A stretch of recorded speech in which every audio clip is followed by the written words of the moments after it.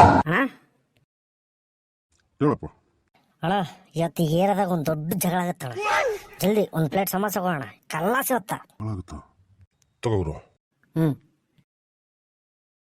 ಇನ್ನೂ ಖಾಲಿ ಐತಲ್ಲ ಈ ಕಡೆ ಇನ್ನೂ ಖಾಲಿ ಐತಲ್ಲ, ಮುಂದ್ಗಡೆನೂ ಖಾಲಿ ಐತಲ್ಲ. ಇಲ್ಲೋ ಇನ್ನೂ ಜಗಳನೇ ಆಗಿಲ್ಲ. ಪಕ್ಕಣ ಇವಾಗ ಆಗುತ್ತಣ್ಣ ಜಗಳ. ನೀ ಇನ್ನೊಂದು ಪ್ಲೇಟ್ ಸಮೋಸ ಕೊಡೋಣ. ಕಲ್ಲಾಸಣ ಇವತ್ತ ಗ್ಯಾರಂಟಿ ಆಗುತ್ತಾ? ಹಾಳಾಗುತ್ತಾ ತಗೋರು. ಹ್ಞೂ